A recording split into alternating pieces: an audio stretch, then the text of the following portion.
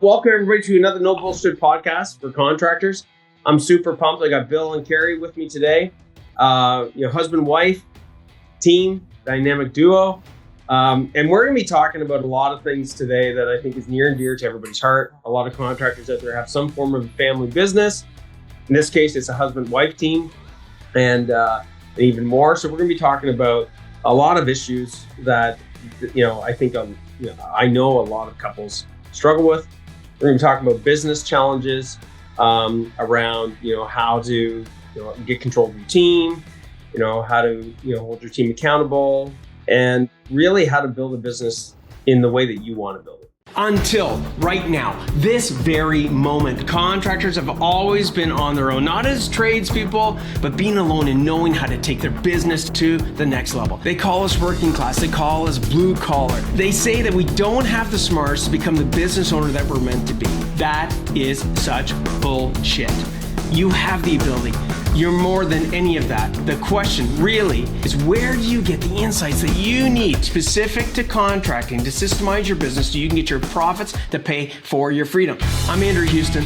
I'm going to show you how to make more profits, how to get more control, how to get more freedom in the simplest, quickest way possible without any of that bullshit. Welcome to the No Bullshit podcast for contractors. Listen up, level up, and if you learned something, like the video, subscribe to the channel, change your business, change your life. So welcome, Bill and Kerry. How you guys doing today? Hello. Doing great. Thanks. Awesome, man. Awesome. Let's get right into this no bullshit, right? Actually, before I do that, I always segue into letting people know if they should jump off this or they should keep listening. So if you have a family business, especially if you're a husband-wife team, you definitely want to listen in on this, all right? And why? Because you're not alone. And a lot of the struggles that husband and wife teams go through is common. I'll be straight up with you. I mean, Jennifer and I, Jen's not on this podcast, but Jen and I, my wife, started this business together. And some of the things we were talking about earlier about some of the challenges, I'm like listening to you, Kerry, and I'm like, oh my God, I'm having flashbacks of this, right?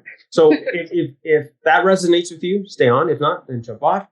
If you want to get more control of your contracting business and your team, and put the right systems in place, that's what we're going to be talking about today. So, sound like a plan, you two? Yes. Okay, let's do it. So, Kerry, I was going through some of this things, and accomplished. And I always preface that the purpose of these podcasts is really to, let people know, number one, they're not alone. Number two is to give them hope. Not fake hope, but real hope by giving them strategies that actually work and talking about things that, a lot of people think about, but they don't talk about. And when they think about it, a lot of times they don't know how to overcome it. So you brought up something just before, when we were prepping for this.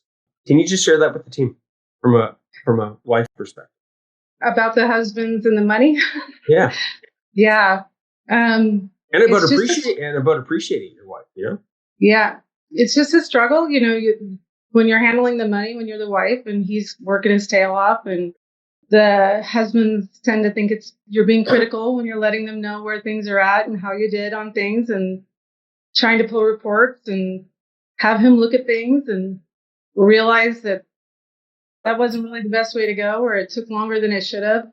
It's not so much being critical, it's just letting them know where we're at and how we're doing. And it's such a fine line to be the bearer of bad news, that puts you in the position where you have to let them know. And it's not so much that you're being critical, you're just trying to help. And the husband looks at it as a failure, because he wants to go out there and slay it for you. And Bill he's killed it, but it gets to the point where you can't work harder. You've already worked your tail off. You've been working long hours, and, you need help.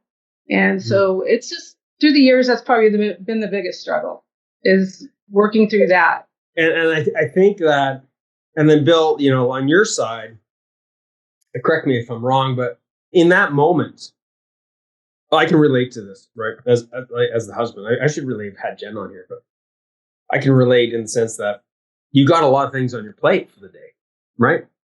or you had a lot of things that you did on the, I'll let you speak for yourself, but I'm just saying, like, when Kerry was coming to you with, this information, what went through your mind? What were some of the emotions you were going through? Well, what seemed to happen a lot with me is I finished up a job and I'm moving on to the next thing. And it's just back-to-back work that you're going after, trying to have a win and do good at the job and be profitable at it. And then you come back and the wife, Kerry, would bring me the data, of, hey, this is where we did on that. And you're already on to the next thing. You don't really want to think about it. There maybe a few things happened.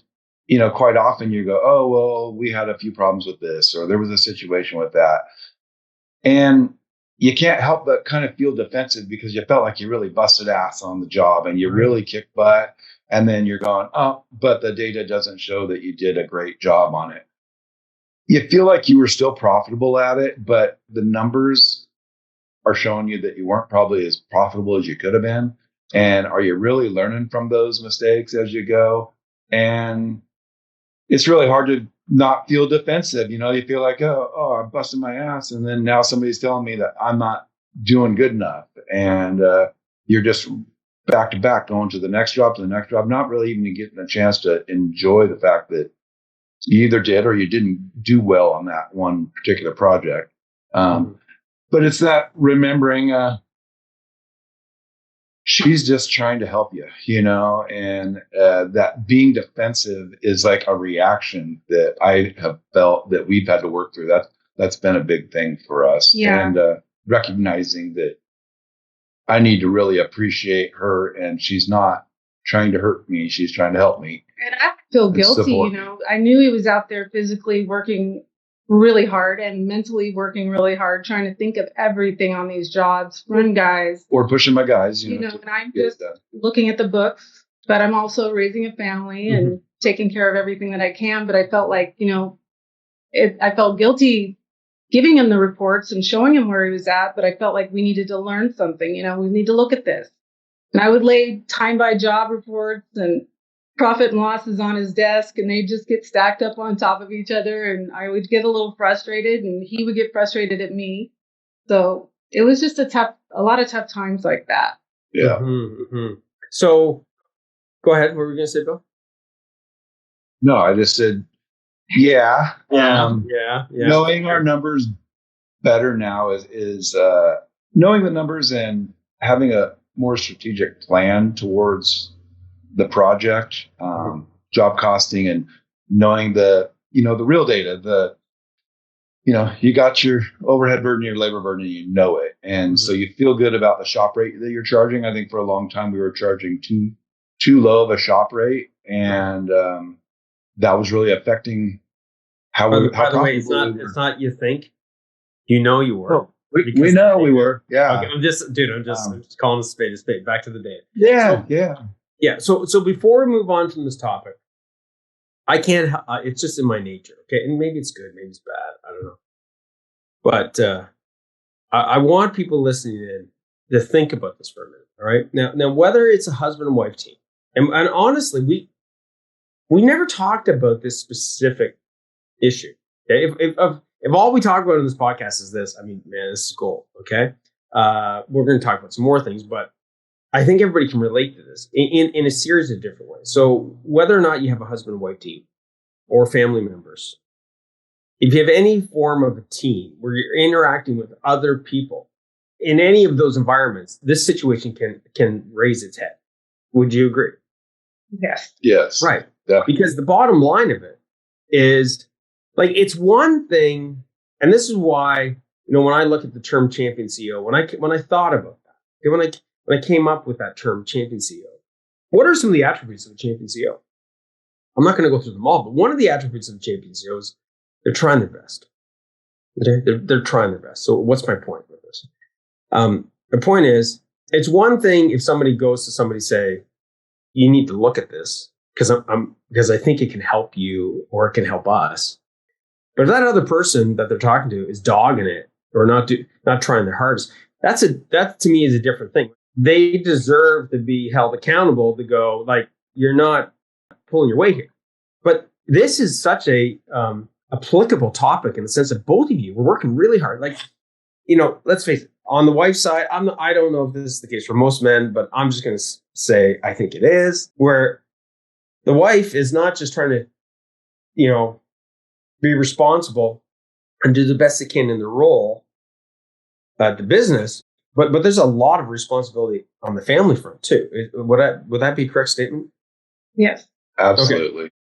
So here we are, just to reiterate the issue is that you've got this person, you got Bill on, in this case, you got Kerry, you're both working really hard. And this one person comes over here to help the other person. The other person's like, especially in contracting, because as tradies, Bill, you and I, as tradies, okay, we take a lot of pride in our work. Kerry, not to say that you don't take pride in your work, but I'm just talking from I'm talking from a trades person's perspective. Okay.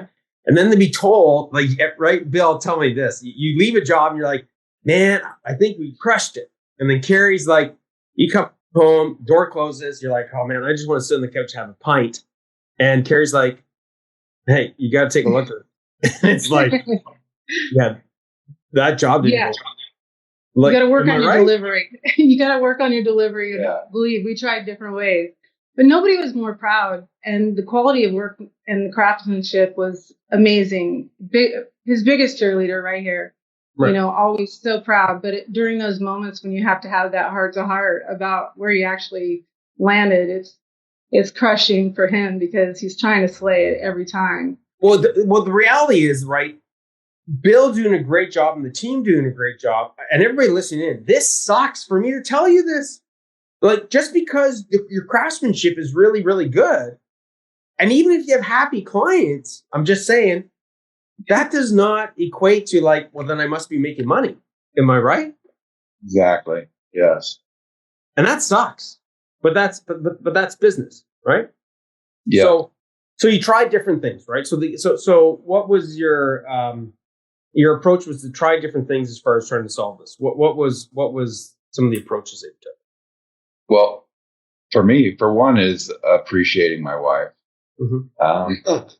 That was like a huge thing. Well, appreciating the fact, because you're out there working and it's hot or it's freezing cold, you're in the elements and you're doing all the bust ass, your back hurting work.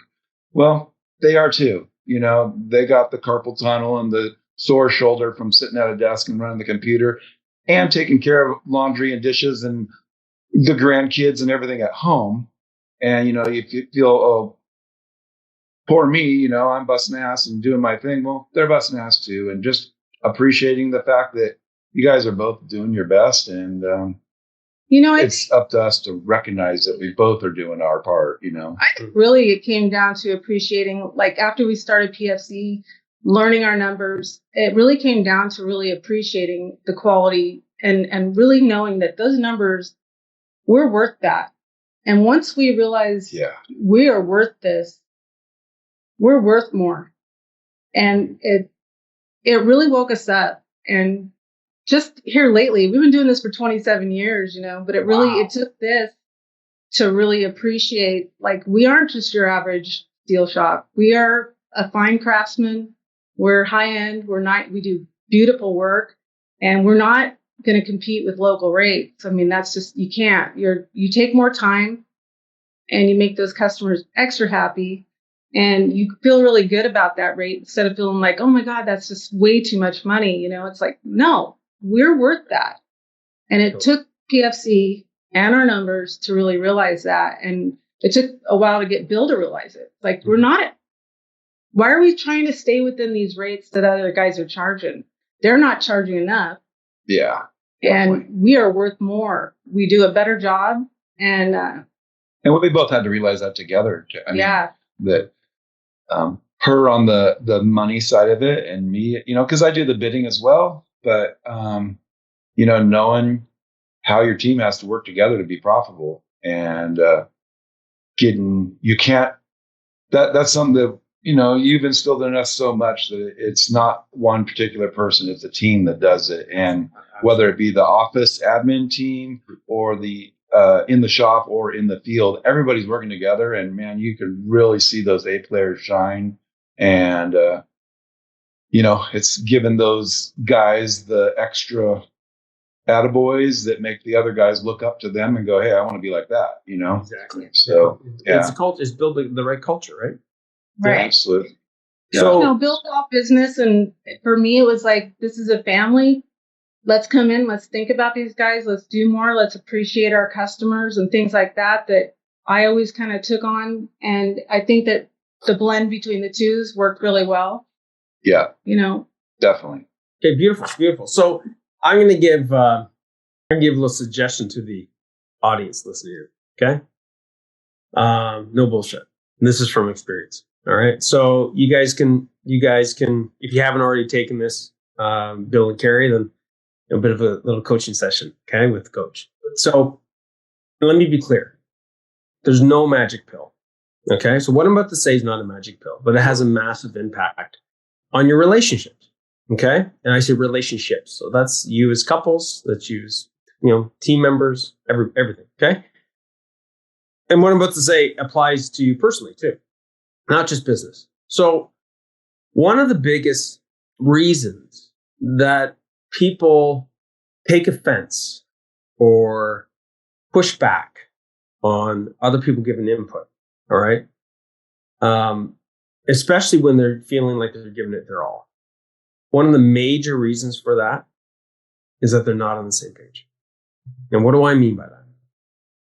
If, as individuals, if we don't sit down, okay, and agree to what it is that we're trying to accomplish, okay, it's like one of the first steps, okay, having a common goal, all right? And I'm not going to overcomplicate it. I'm just going to say, and everybody listening in, finishing up the year, going into next year, if you do not do this, if you're having communication issues, if you're struggling as partners, if your team's not connecting, okay, again, it's not a magic pill, but it's a big one, okay, is you have to be both on the same page with a common vision and a common goal, all right? And how does this relate? Well, how it relates is that if you're both on the same page, as far as, hey, we're trying to make more profits, okay? Let's just say that was one of the things, all right? Like we're trying to make more profits, and we tagged it to a why. We're trying to make more profits so that we can actually not be stressed out. We can go on vacation together, so we can get our profits to pay for our freedom. We can hire, which we're going to talk in a little bit about, hiring an admin person, being able to pay my guys properly. Like, you have to have, first of all, what is it you're trying to achieve, and why? Why are you trying to do that? Okay, and everybody listening, don't overcomplicate it. So if you are listening to this live or through the recording, pause it and just write down for yourself. Okay, this is a good little exercise, and for both of you to use this exercise moving forward, maybe is write down what you think your goal should be. Don't share it with the other person. Okay, so write down yours. Have the other person write down theirs. Now, Kerry and Bill, why would I want you to write it down individually first?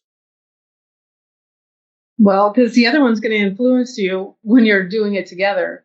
Bingo. Definitely. Exactly. Bingo. Okay. Because you literally want to get on the same page together. So if you are on the same page, bonus. But in most cases, it's going to be subtly different, if not a lot different. Okay. And if we don't get on the same page with what is it we're trying to accomplish, all right, what happens is when Kerry went to you, Bill, this is just my little, and I didn't get a master's degree in psychology. This is just from experience. Okay. Like, I'm very lucky. I have a very, very happy marriage, great relationship with my kids, but it took work. And there's many, many times when that wasn't the case. Okay. But if we're not having a common goal, then when somebody comes to you with something, they don't fully know your intentions. And it doesn't mean that they don't trust you. They just don't understand your intentions, okay? And because if people are like, I hear people say this all the time. I think it's complete fucking bullshit. They're like, you should separate the business from family and stuff. I'm like, what? Are you out of your fucking? You're spending most of your time in the business. Like, your business is part of your life. Like, what are you talking about? Like, I just completely disagree with that. So getting on the same page, cutting to the chase here, getting on the same page is really, really important. Because when somebody comes to you with input, and they can say, and they start off the conversation with intention. Hey, Bill, I think this is going to help us achieve our goal. I'm going to tell you right now, that changes. Would I be right, Bill and Kerry? Yeah, absolutely. It instantly changes somebody's perspective and idea of that other person's intention immediately. Okay. Now, there's a bunch of other steps, that you got to be careful about, right? That if that person goes, you're an idiot. I think this. Okay, then you're looking for trouble. Okay. If the person goes, we need to talk about this now, and Bill's just worked freaking 70 freaking hours. He's like, I need okay, that's the wrong approach. Okay. But when you're on the same page, no matter what you're doing, and think about this with your team, everybody, people go, I can't get my team, they won't attend these meetings. They won't freaking do this. They won't do that. And I go, did you tell them what's in it for them? Did you tell them why you're trying to do this? They're like, no, I'm the owner. If I see we're going to have a meeting, we're going to have a meeting. I'm like, hey, dude, if you want to run a business like a dictatorship, have at her. But I have a funny suspicion that that's causing a bit of a problem. If you start telling your team, guys, in team meetings, this is so we can communicate better. This is going to make your jobs easier. This is going to make us make more profit. And then we're going to be able to give more bonuses. Guys, I'm telling you, people are so when something happens, you go, hey, we need to talk about this at the team meeting to make these things better. People are going to be way more receptive. Does this make sense? Yeah. Totally. We've got a lot of engagement from our guys, feedback from every time. Yeah. And it really, you'll be surprised, when you pull everybody in and make them part of it and let them know what your goals are, where you're trying to go. Mm-hmm. We've got 100% all in on all of our guys. They're all, okay, that's what you want us to do. We're in, let's do it. And this was coming from a business that was 4 to 6 months behind in work. And it's how do we take the time with not enough help? And we can't afford that, those kinds of things. And the meetings, especially bills, it's we don't have time to Once you start doing it though, you really feel like you don't even think about the fact that you got to pay your guys to not be physically working. The communication part of it is well worth it. It's you can't afford not to, really. Yeah. Yeah. It's been great. So, it's, it comes back to what you're talking about is actually the importance of communication.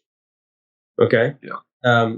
Leadership driven communication. All right. So, everybody listening in, you take what we just talked about and you apply it to your real life. A lot of people are going to be off during Christmas. Okay. How many Christmas battles? I don't know if this happened to you guys, but how many Christmas battles did Jennifer and I have? Lots. And one of the problems was, again, I'm not going to say that I'm referring to as far as the strategy is the magic pill, but it's a big one, right? You're going into your vacation coming up, okay? And you communicate to each other. One person's like, I want to spend some time because guys are going to be gone. I want to go to the shop and clean it up and get things organized. And a lot of people listening in, I was like, okay, I got to go in, going to get things organized. I can do the inventory.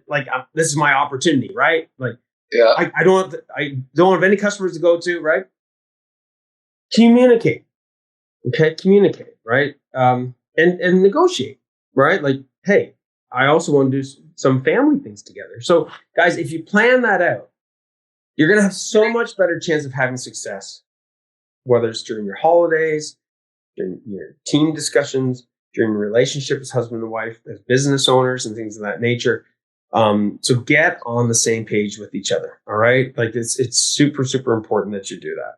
So let's talk a little bit about anything else you guys want to add before we move on from that. No, how important that balance is. We didn't have vacations, I don't think, up until the last 5 years. Then you're exactly right. We would take every bit of extra time and work on the business. And okay, we're not going to talk about the business, and then you'd end up talking about the business. And yeah. We force ourselves to take some vacations and spend some time. Our son finally got old enough to, run the business while we were gone, which was really nice. But he's like, hey, where are you going? Don't go. Don't leave. Cool. Vacation Bill and Kerry came out, and we weren't thinking about work. 3 weeks. Awesome. That takes. I wish, I don't really wish it, but it'd be nice if it didn't take as much effort all the time. But sometimes it does. Sometimes it doesn't. Okay. At the end of the day, that whole planning and communicating. Okay, like you guys going into 2023, if you haven't already, I know you guys were at the workshop we did and things of that nature. But if you haven't already, and for everybody listening, if you haven't done it already, sit down and agree to what are the things you want to achieve. Okay, personally and on the business. Do not just set goals for the business. First of all, most people don't set goals for the business. It's really important that you set those goals. And within that, you want to think about this like little micro strategy, okay? You want to think about what are some of the habits you want to break, okay? So it's funny, we were talking about that before this call, right? Right. So I started the call, everybody listening in, or I started the chat, right? I hold up this key. Now, everybody listening in, you might be wondering, like, why doesn't Andrew have the background, the PFC logo, all this nice lighting and stuff like that? It's because of a habit. So I started carrying around, I've been carrying around a big bunch of keys, Bill, you can relate, so that I always have all my keys with me. Then I thought to myself, I'm like, you know what? This is cumbersome. I'm going to separate. I'm going to have, my key for my truck. I'm going to have the keys for everything. And then I'm going to remember when I need those keys for everything, right? But then I got into, this has happened a few times where I drive all the way to the office and all of a sudden I'm like, oh my God, I forgot the keys. My point being is, the reason that happens is because there's an old habit, right? That's lurking around, right? So when you're doing your planning, guys, if it's a husband and wife team or family team, one of the biggest ones is being able to turn it off, right? And you were saying, Kerry, that you guys and Bill, you guys talked about business all the time, even when you said you weren't going to, right? Yeah. So we had to stop with my son and my daughter-in-law. We'd have dinners on the weekends or Monday nights or whatever. And we'd end up, the grandbabies are at the table and we're talking business and getting in heated arguments and like, okay, no business at the dinner table, So how did you break it? We just really try to be conscious of not talking about the business. Not going there. Yeah. Just not going there. It was hard. We still do it. It's still a struggle. We catch ourselves. Sure. It's hard when you're so passionate about something, right? Just to reemphasize the importance of communication, okay? Which is, even though it's a micro goal, like, hey, let's not talk about this when we're at family events. And by the way, what a great timing to be discussing this, because Christmas is coming up, holidays are coming up, things of that nature. When you discuss back to that micro goal of like, hey guys, we don't want to talk about this at family events. You literally are giving permission to everybody else to support you with that goal. And so when you start talking about business, sometimes we don't even recognize it. And this is where a team comes in. They go, hey, Kerry, remember we talked about, oh yeah, I forgot. So breaking habits, I think one of the best ways to break habits and one of the best ways to start new habits is to involve your team. Right. Because they will hold you accountable to breaking the bad ones and enforcing the new ones. Does this make sense? Yeah. Sounds simple, right? Yeah, and I was the worst one because I would have them at dinner and think, I finally got a captive audience. They're not out in the shop out and about, and I would like, okay, I got them here. I'm going to bring this up, and it's like, not a good idea at the dinner table. Right. Felt like an ass chewing. Yeah. Honestly. What did you say, Bill? Oh, it felt like an ass chewing, kind of, can't go nowhere. Mom's not happy. She just made me dinner. Now I gotta stay. Yeah, can't walk away from this. Yeah. Doors are locked. Dinner's on the table. Oh, shoot. I'm chained to the chair. Oh, shoot. Yeah. Like, it's awkward. The kids are here. Yeah. Yeah, exactly. Right. So great. This is awesome, guys. This is we're doing great here on this podcast. So let's talk about a couple of things before we start wrapping it up, which is, what are some of the biggest things that have had, biggest impact on you guys? Because now you're a lot more profitable. You got more time. You're not stressed out as much. You don't have this perfect business. Because by the way, anybody listening, that's bullshit. There's no perfect business. Okay.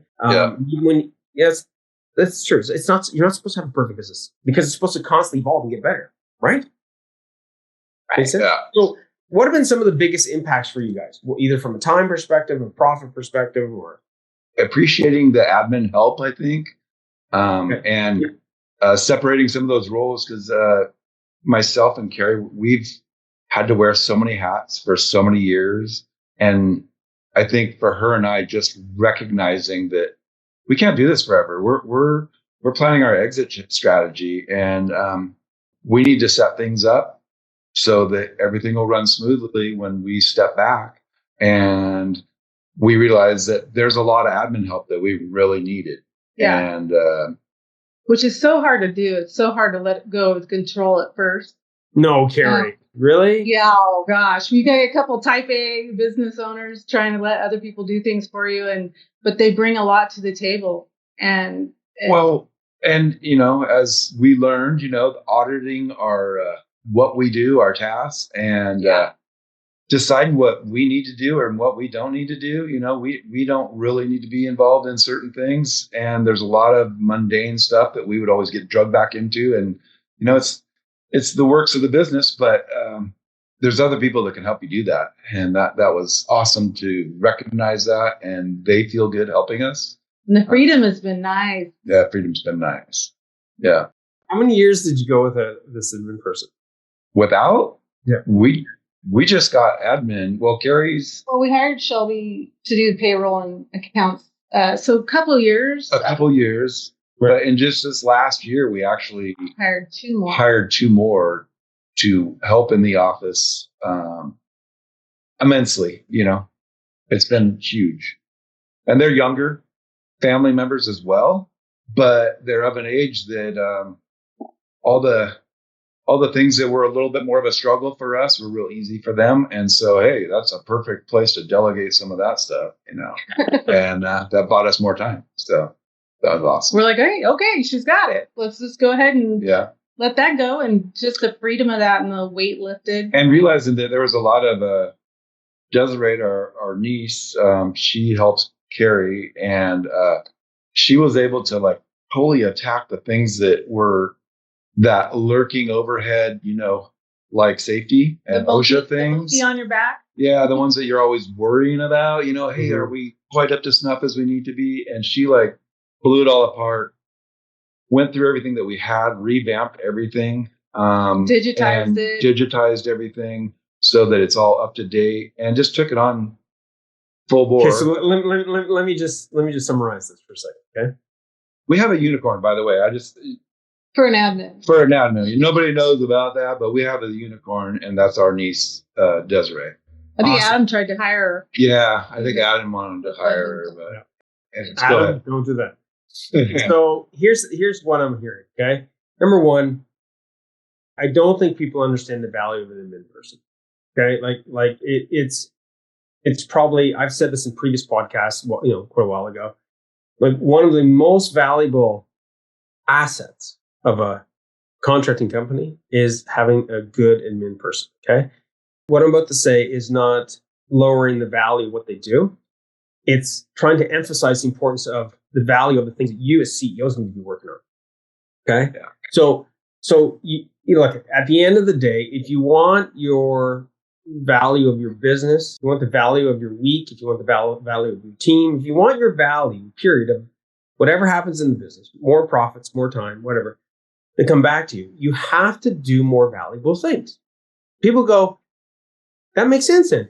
I go, okay. So everybody listening in, back to doing the time audit, everybody listening in, it's coming to the end of the year. Take some time, okay? You don't have to go crazy over it, but just reflect over the last week or two and ask yourself, like, are you doing CEO level things? Or are you doing administrative things that you could actually get somebody to, you know, that you could hire somebody to do? And this is the other thing I heard, that can do it better than you. Exactly. Even with your A personalities, right? She's doing it better than you. Is that true? Yeah. Yes. Okay. 100%. Yeah. Well, because when we were doing it, we had all these other things, you know? And so she can focus. That she can focus. Like you can't she's compare. Focusing on. What's that? What's that? Well, she's able to spend that time to actually really focus on that stuff and knock it out. And she's actually looked at all of her, you know, she's doing our advertising and that as well on our social media. And so she's of an age that social media comes easy for her. And gosh, she's killing it there. Oh, come And, on. Come on. Millennials are the worst. Millennials are lazy. Millennials don't know what they're talking about. This is bullshit. We're down to unicorn. And she like has her week scheduled out where one day she does one thing, one day she does the next thing, and then she has time to fill in the other things. But she actually puts forth time towards that where we would never have the opportunity to spend that time. It would always, oh, we need to work on the website. And, it's a get around to it when we get around to a situation, and we would just never get around to it. Yeah. And so it drags and Yeah. And the appreciating the value of that admin and seeing the value in it was huge, So Yeah. Which lets us focus on what we need to focus on so much better. Yeah. Awesome. So what would your advice be to anybody listening in if they're like, say they haven't been in person, they're not really seeing the value in them as much as you guys are, or they don't have them in person? What would your advice be? I think they're only as good as you direct them. If they don't have the fundamentals to actually do the work, that's one thing, but you do have to give them direction. And if they have freedom. And the freedom to do it. If they're unguided, then they're not going to be as much of a benefit to you. Well, it just depends. And it's got to be the right admin for you. So you might go through a couple, but do it. It's definitely been worth the money. It's been huge. So one thing we did notice too, though, the admin, a big thing for me is I don't want that admin to be more work for me, to have them help me. So having the right type of person that will dig in and try to make some calls, make the judgment calls, or come up with some solutions before they come to it. Okay, what now? It's like, I don't want what now? Dig in and follow that all the way throughout. She's fearless, where there were so many cases where I would be afraid to say the wrong thing or do the wrong thing or to make a mistake. And she just digs in and tries her hardest, so it's really hard to be upset with somebody that is doing, they went ahead and tried to do it without you, so, and she's just grown. We've grown from learning from her, and it's been a pretty amazing experience. Love it. I guess the last one. So you guys, my understanding is you did well as far as hitting some of your sales targets and things of that nature, correct? Yes. Yeah. How earlier in the conversation, okay, you were talking about charging what you're truly worth and things of that nature. This is so common to have happen with the champion CEOs at proper contractors, where they come in and we talk about, okay, let's look at your numbers, and then we look at the numbers and we go, like, you're not charging enough. And then, the champion CEO contractor goes, I can't charge more. Then they have a breakthrough. And it's like, okay, and I'll give a couple of quick little strategies, everybody listening in, that you can apply to do this in a way that's lower risk. Okay. But how is it that you raised your prices and yet you've hit your sales target out of the park? We were always so booked out so far that we just thought that was just the point of being good and having good customers and good work. But we didn't realize that being so far out was the fact that we were just not charging enough and putting ourselves out there farther without skipping a beat. I mean, the amount that we raised our prices was exponential to how it was a direct reflection on how we made it so much more this year. We blew over our goal that we had, which we thought was pretty advantageous. We're like, oh, this is going to be really good for us. And we blew right over it. And I don't know, it kind of gave us the confidence that we're going to have even higher goals for next year. You can do it, It controlled the schedule. It controlled the quality of work. It was more the work we wanted to do. All those other little things dropped away that just distract you, that aren't profitable. It did so many things that I didn't expect. And I think people appreciate you more because you're appreciating the quality of your work and you're getting paid for it. And a profit, that's nice. I mean, in the past, we always thought that we did better quality work, and people always thought that we charge more than everybody else. Yeah. Already for the last 27 years. So by raising our price, what was the difference? We're already charging more than anybody else, supposedly, but we offer a better quality product. So we valued what we charge, and we didn't miss a beat on, we still bid jobs and we're still getting jobs. So it's like, well, we were just better work. hurting ourselves really by not being more profitable and doing it, knowing our numbers and feeling good about it. That positive energy of charging what we felt we were worth, it took care of it. Yeah. You're worth it, and you just charge what you're worth. Yeah. Mm-hmm. So I think a lot of people in this conversation, I talk about the, I don't know if you ever heard me talk about it, but I talk about the unknown unspoken problem. Okay. And the unknown unspoken problem is something that literally it's a problem and you're not aware of it. Okay. So one of the biggest things, the contractors, when it comes to making a profit, what they don't realize, similar to the admin, okay, it's a fact that if you're not charging enough, okay, the impact of you being a contractor out there that's not charging enough is exponential. All right. It not only is it exponential from a bottom line perspective, but from a psychological perspective. And this is what you're starting to describe.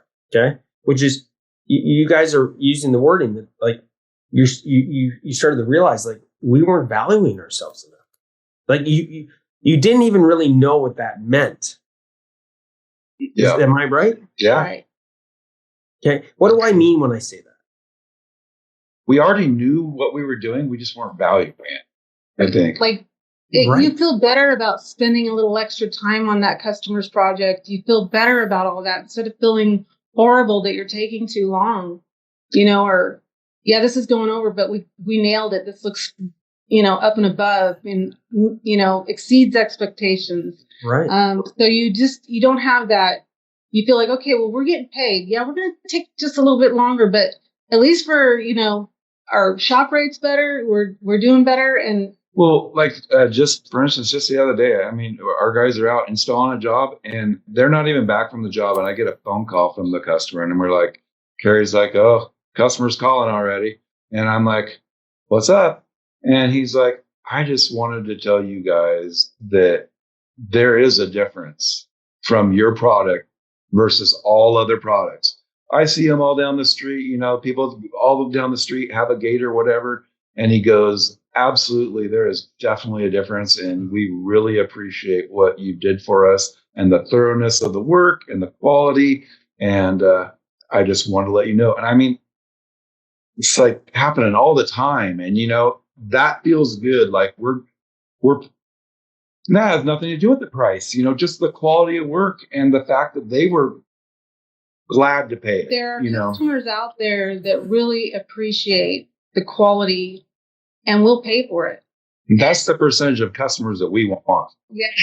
Exactly. You realize these guys know what they're paying for quality craftsmanship. They feel good about it. They know they're going to get a great job.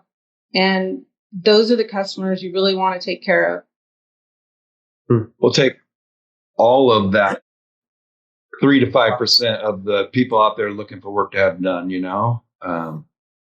it just. I love it. So I'm going to shoot a little bit of geeky math here, okay? Just to put things in perspective. All right, here we go.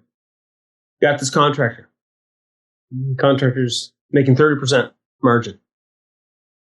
And they decide that they're going to lower the prices by 10%. So the 20%. Okay. You guys can go get the mat. If you want to get the cheat sheet, the effects of increase or decrease your prices, you could just type in increase, decrease, and we'll get you the cheat sheet. But get ready for this. If a company was doing $1 million, okay, for them to make the same amount of profits they were making at 30% margin, they would have to sell 50% more sales. So $1.5 million instead of $1 million just to make the same. Right. And what people don't understand, this is the unknown unspoken problem. Okay? So that's layer one of the unspoken unknown problem. Layer 2 of the unspoken unknown problem, unless you specialize, in my opinion, in helping contractors, you wouldn't know this, which is one of the things about contracting is that when you increase your sales, what else has to increase? Profit. Right. But if you go from 1 million to 1.5 million, you need more material. You need more equipment. You need more trucks. You need more guys. You got to quote a shit ton more to increase that $500,000. Okay. Yeah. You got to have more inventory. You got to have higher cash flow. You better sure as shit have a hell of a lot more systems to handle that inefficiency. Okay.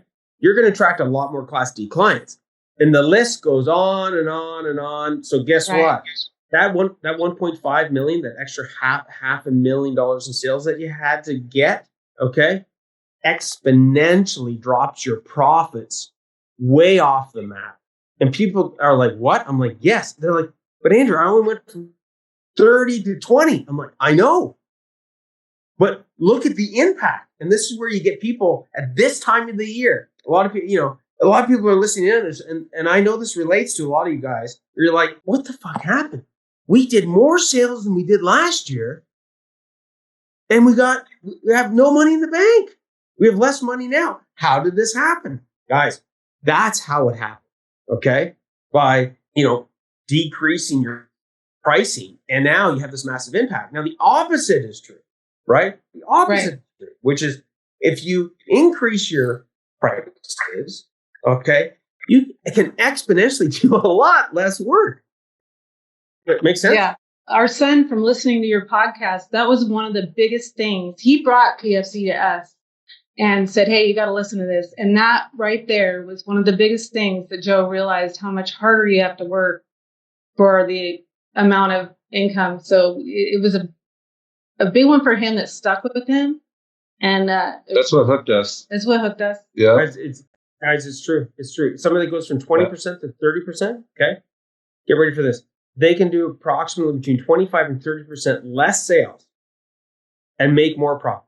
So that $1 million company could do between 700 and 750 and actually make more profit. So what does that do? Exponentially, less trucks, less material, less quoting. And guess what? Better customers, better cash flow, better payment terms, more control too. More control. So everybody listening in, guys, you have to know your numbers. This isn't just, let's just go with our gut, Andrew. No, this is factual. This is fact. This is the fact, right? So great job, guys. Okay. Is there any last things that you would say to any of the other champion CEOs out there, other contractors listening in, as far as, going into next year? What would be your last words of wisdom? One from each of you. Who wants to go first? Go ahead, Kerry. So many things. Go to PFC. I mean, really do the work. Get in there, know your numbers, and if you've met those goals, you're going to have to reach for some more. It sounds like work, but so worth it. Every little thing makes a difference. Love it. For me, the setting the goals and separately. We always do them together, so that was such a great. We do them separately, but a lot of ours are the same. But we have a lot of common goals, so it's pretty easy for us. Do our goals separately. I want to see what that's gonna. But feeling it and knowing it, we've found over the years, just the laws of attraction. If you're really feeling what you want in those goals, they come to fruition. I mean, and you don't need to know where they're coming from. So. All the hard work and setting really good goals and putting it out there, it's worked for us. Yeah. Bill's great at remembering intention, and putting a positive thought out there instead of how are we going to do all this and the negativity, that creeps into your mind when you're thinking of it. You don't have to figure out all the little details. You just have to know it. Keep knowing it. Keep moving forward. And systems. Yeah. Systems. We're huge. You guys have put a ton of the SOPs that we've recommended and a lot of the systemization of things. And that's getting your team to use the systems and using technology and things right? That's had a massive impact, right? Yeah, It has. that we're really feeling the momentum for that growing. Just getting SOPs in place and seeing, and we've actually, ran into situations where there was a flaw in the SOP and we needed to add to it, and running them and getting used to that. That's a big deal. We need to do it more. But you got to give yourself a little bit of a break from those every now and then, because it's like everything needs an SOP. How I answer the phone. I mean, just you start realizing that everything needs a little SOP.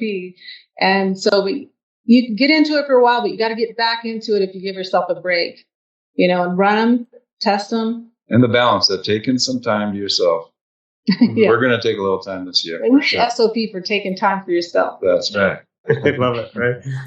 So my little last word of advice to everybody is a little bit of ditto of what you guys have said.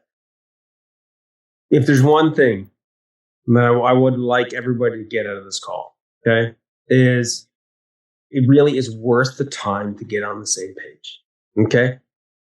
Both business-wise, both personally, because if you don't, it's impossible for you to be communicating at the level that you deserve. And I mean that, okay? You don't deserve, you guys didn't deserve, I didn't deserve, my wife didn't deserve, Kerry, or, you, Bill, didn't deserve, or the team. We don't deserve a lot of the negative energy or negative responses that we get. We don't. I don't believe that we do, okay? I think most humans are good people, okay? Yes. That's what I believe, okay? There's the odd one out there that needs to be corrected, okay, in some form or fashion, and they get heard because that's what sells. That's what sells on the news and shit like that. But get on the same page, okay? If you want to get some help with getting on the same page, there's probably going to be a link below. You guys can click on. We also have a 90-day plan tool that you guys could download for free, any listener. But you got to get on the same page, okay? Especially as partners. I mean, you're with this person, in my opinion. This is just me, okay? Like maybe some people, they have different ways of living or whatever. I plan on being with my wife as long as I'm on this earth, and she's on this earth, right? And so many of us don't get on the same page, and we bring work home. We don't respect the other person. We don't appreciate them. And it's not like we wake up and go, I don't want to appreciate anybody. I'm going to disrespect. We don't wake up and do that. I mean, if you do, then you're one of those problem people. But I think we wake up with the right intention of wanting to get along, of wanting to achieve things, of wanting to be happy, right? Isn't this about being happy? Absolutely. Right? At the end of the day, right? Yeah. It is. Like, to me, it's like, simplify this, about being happy. And what a happier place to be than working together towards something. Okay? Yes. So what's that? Go ahead, Kerry. I was just going to say, I don't know how many people have said, I could never work with my spouse. Right. And I can't imagine anything else. Yeah.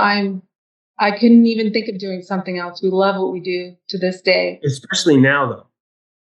Yeah. Oh, definitely. And also, we'd talk about our goals and looking forward. But one thing that I think that it's hard for us is you really got to sit and look at the things that you achieved and give yourself a minute to sit with that and appreciate it. Definitely. And, feel good about it. Yeah, we don't take enough time. I say this. I know we had a pretty long podcast here. I don't give a shit. Are you guys okay for 2 more minutes? Yeah. Okay. So we're covering off a lot. It's a few core principles, right, that we've covered off today. And just to touch on this, like, especially this time of the year, at that workshop we did for all the champion sales, the very first thing that we kick off with is me doing a little exercise about reflect to protect. You guys remember that? Yeah. So many times, okay, everybody listening in, you've all done something or some things, singular or plural, or your team has, but there's been positive things that have happened in your business. Okay, there's been some, maybe more for some, less for others. Okay, but if we don't reflect, so when I talk about this term, reflect to protect, if we don't reflect on the things that worked or that are working, what will tend to happen is you won't protect them. So if one of your goals to really help you guys out as listeners, and I mean this from the bottom of my heart, if your first quarter of next year's goal was if you had 5 or 6 things that were working and you put them in place over the last 3, 4, 5 months, if your main objective for the first quarter of next year is just to protect those things, in other words, ensure that they can work, okay? And by the way, when I say ensure that they can work, that means without you. That means somebody else could take over that standard operating procedure. That means somebody else could take those phone calls, and somebody else could do that, okay? That would be my mission for you, okay? And people are like, seriously? I'm like, yes. Too many times when I say create a plan, people are like, new. And I go, oh yeah? Awesome. So you got all these things that we're going to work on. Yeah, coach. Yeah, we're going to do this. We're going to do this. We're going to do this. And I go, okay, perfect. Just quickly show me the list of the things that you're protecting. And they go, what? I go, yeah, like just show me quickly the stuff that you're protecting that you're going to keep doing. I don't know what you're talking about. Well, all the stuff, the Monday morning meetings, the Friday reflections, looking at your financials on a regular basis. Oh, yeah. No. Where's the list? Oh, I don't have a list. You haven't had many times where you've started something and then it works and then it doesn't. Oh, yeah, man, the Monday morning meetings have fallen off the plate. We stopped looking at the financials. So let me get this straight. You want to do all this new stuff and you haven't even protected the shit that's gotten you allowed you to make the progress you have. And they're like, yeah, I'm like, we're so addicted. The world, okay, is messed up. The world is great, but it's messed up in certain ways. And one of the ways I think it's messed up is people tend to promote, especially in my space, like new. Nobody talks about like protect the stuff that has gotten you where you're at. Am I right or wrong? Yes. Totally. Perfectly right. And that's such a great point. I needed that reminder as well. And the reflecting on the fact that look at all these things that are working, and we need to make sure those keep growing before we take on new stuff. Mm-hmm. Ask yourself this question. Anybody that has a team, okay? I like questions, right? Because it forces you to reflect. So here's the question, okay? If you were to bring in your team members that have had impact on putting new things in place that have had a positive impact,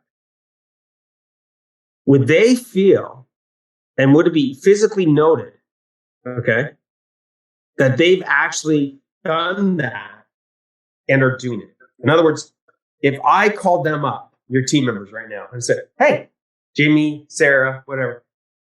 So, has the owner sat down with you or your manager sat down with you and gone through all the things that you've accomplished this year?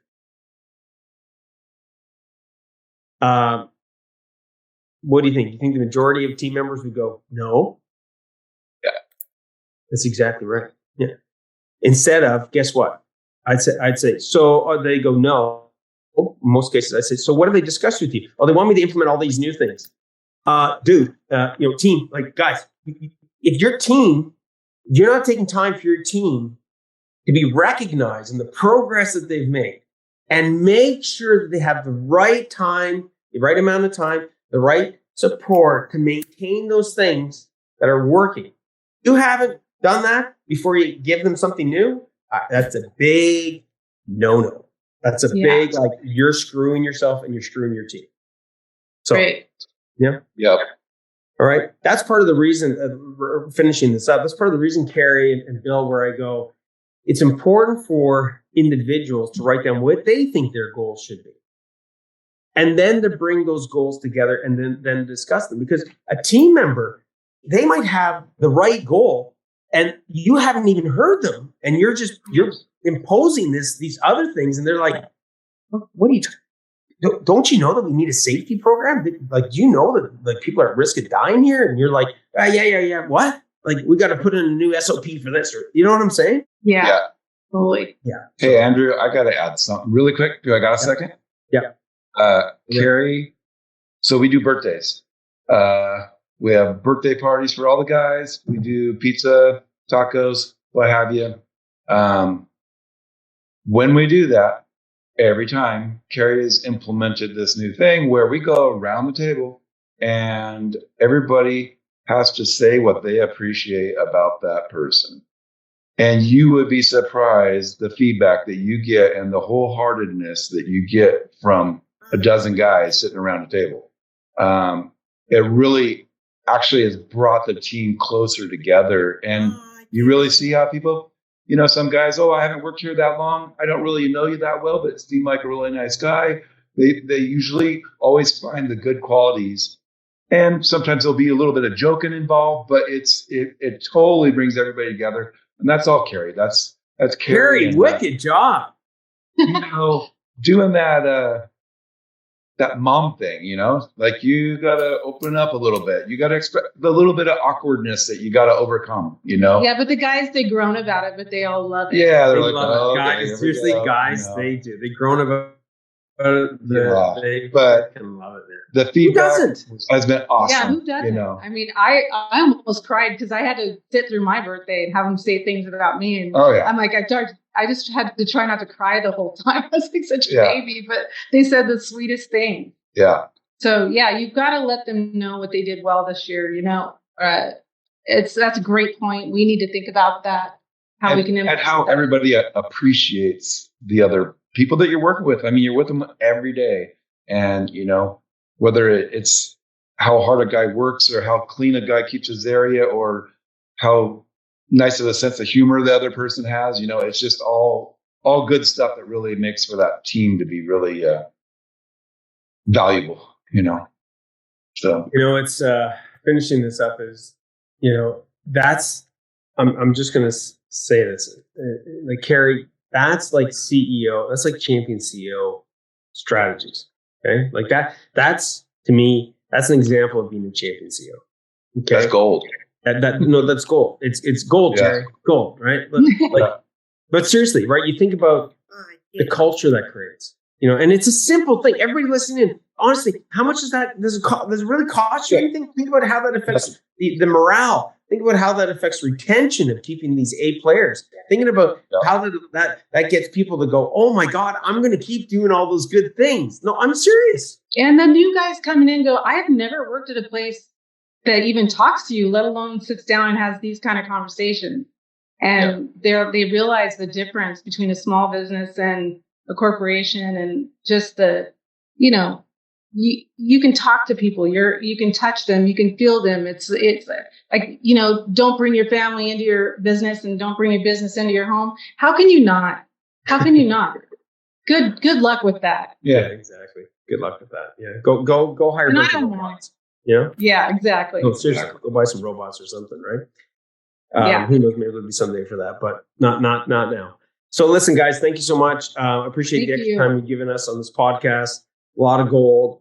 Anybody listening in, if you want to get some extra help, raise your hand and we'll help you out as much as we can. Get some of these free tools that we talked about. And really, to be better, you got to do things that are going to make you better. Okay.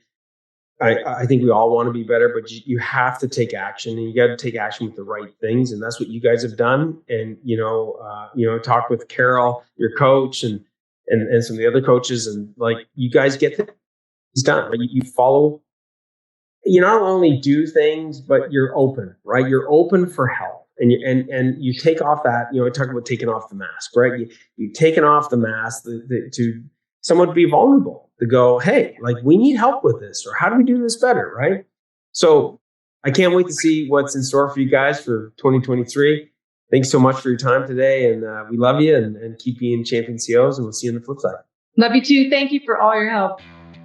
Hey, Rockstars, thank you for watching the No Bullshit Podcast for Contractors. If you enjoyed this episode, hit the subscribe button. And if you're serious about growing and need help, click on the link below. Myself and my team would love to help and give you the necessary tools so you can take your contracting business to the next level. And remember, dominate, delegate, and deliver.